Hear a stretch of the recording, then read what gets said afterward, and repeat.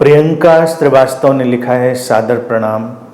यदि प्रकृति प्रतिक्षण बेहतर होने की ओर अग्रसर हो रही है तो इस कठिन आपदा का क्या अर्थ है जिसकी वजह से हर जगह भय और परेशानी का माहौल है?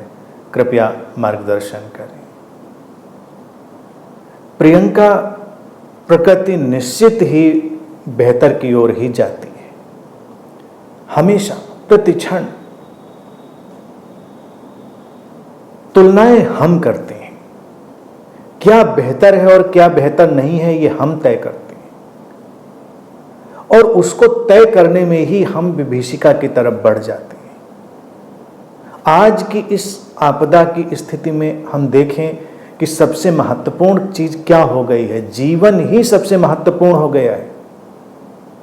ये छोटी सी बात ही तो हमको समझनी थी मनुष्यता की इस यात्रा में।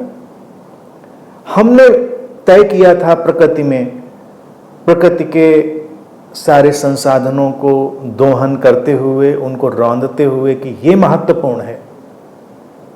वो महत्वपूर्ण नहीं है। जीवन सर्वाधिक महत्वपूर्ण होकर हमारे सामने आज खड़ा है।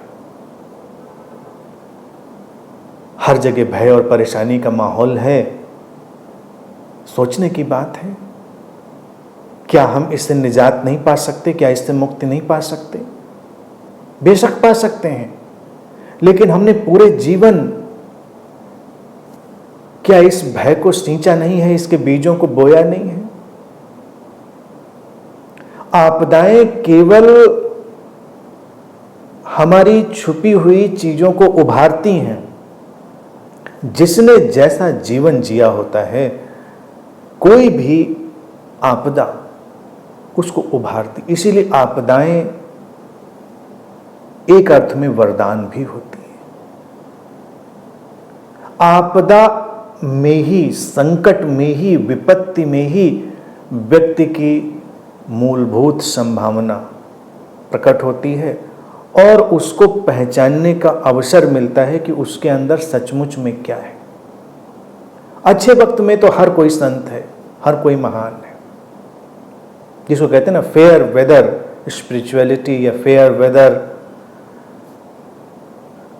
सारा जो लाइफ स्टाइल है, वो अच्छे मौसम की जीवन शैली। हर कोई संत है, हर कोई ज्ञानी है, हर कोई प्रवचन दे रहा है। लेकिन जब संकट आता है, आपदा आती है, तभी पता चलता है कि हमारे भीतर सचमुच में क्या है और हमने किन चीजों के बीज बोए हैं, हमारी जमीन कैसी है। आज देखें परिस्थिति कैसी है, बड़ी रोचक सी है, उसको देखें तो बात समझ में आए। कल ही मैं इस पर सोच रहा था, एक निकट के मित्र से मैंने कहा भी, हमने कहा देखिए ये जो वायरस आया कोरोना, तो मैंने तो उसको प्यार से नाम भी कोरू दे दिया। कोरू, जैसे आप अपने पेट का नाम देते हैं। लड़ाई नहीं, वो राक्षस थोड़ी है।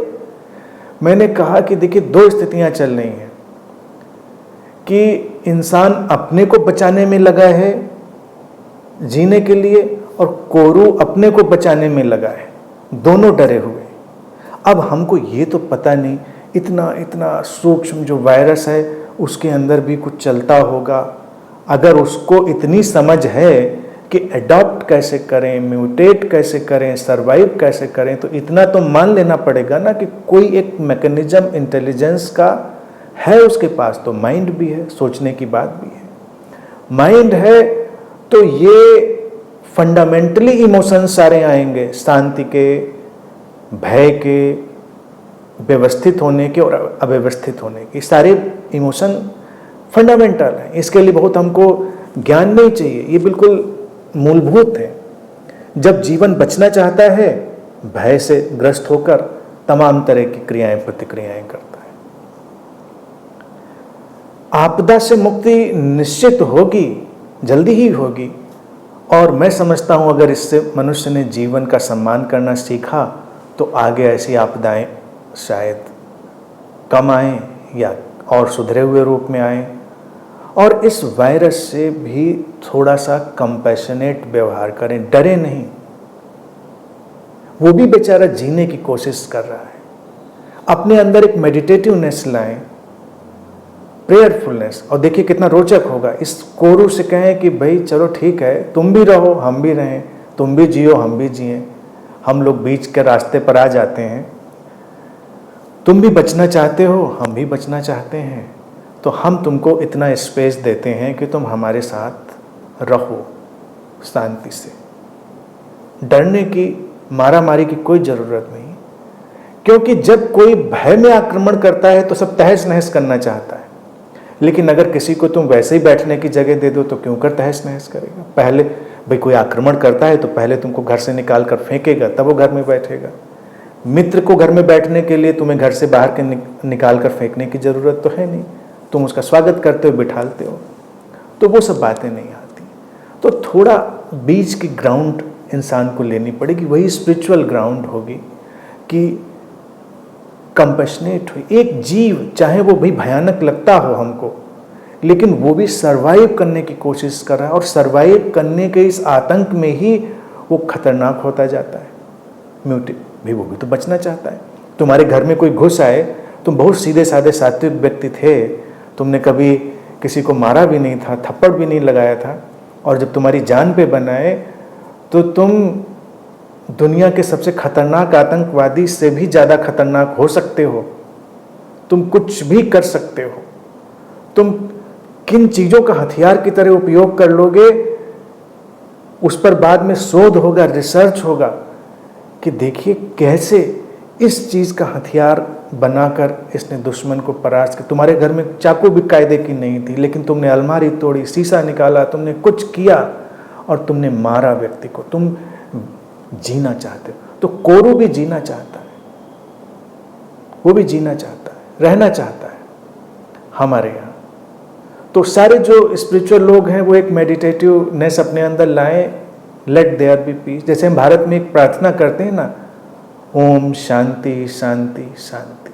हर जो दर्शन भारती है ना, जो महत्वपूर्ण शास्त्र उसमें प्रार्थना आती है, और उसको ट्रांसलेट कैसे कहते हैं, let there be peace, let there be peace, let there be peace. लेकिन कैसे होगी पीस, क्योंकि सब तो बिल्कुल भयग्रस्त होकर आक्रामक बने हुए हैं। नहीं, जियो और जीने दो।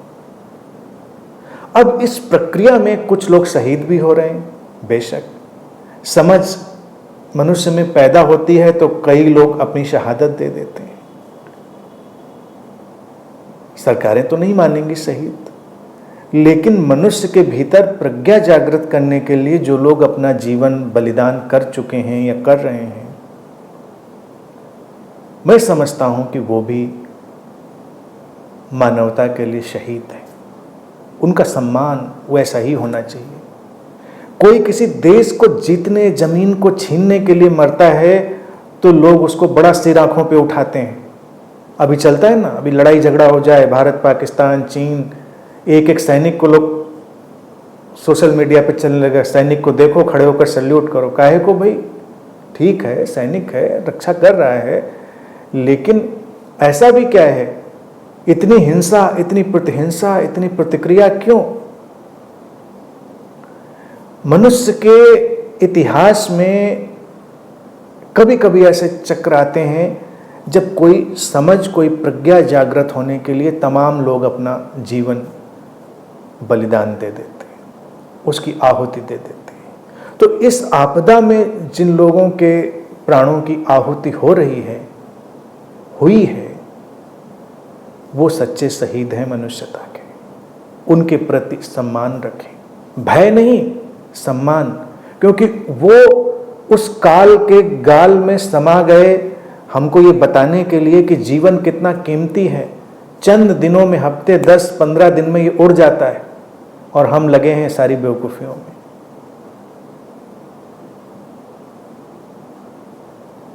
सारा इंतजाम तामझाम सब रखा है, और इसीलिए देखिए इसका साइकिल भी कितना मजेदार है। बस 9-10 दिन जाना है किसी को तो बस 14-15 दिन में द एंड। इतना तेज साइकिल। जो पूछा है कि इस कठिन आपदा का क्या अर्थ है, यही अर्थ है, लेट देयर बी पीस। आपस में भी पीस, आपस में भी शांति लाइए, आपस में मिलाइए। और अगर मुझे लगता है कि जियो और जीने दो का एक बार अनुभव लोगों में घटा, तो ये आपदाएं ऐसे ही गायब हो जाती हैं, जैसे आई वैसे गायब हो जाती हैं। जाएगी ये भी 1.5-2 महीने 3 महीने में जाएगी, डाउन होगी, चली जाएगी। लेकिन अगर हम नहीं समझे, हमने इस शांति को अपने अंदर नहीं उतारा, ये सहजीवन की इंटरडिपेंडेंट, इंटरकनेक्टेड, एक दूसरे पर निर्भर, एक दूसरे पर संबंधित जीवन को हमने सचेतन होकर नहीं जाना और उसका सम्मान नहीं किया, तो फिर आने वाले वक्त में कोई काल चक्र घूमेगा और इससे भी कुछ भयानक आएगा।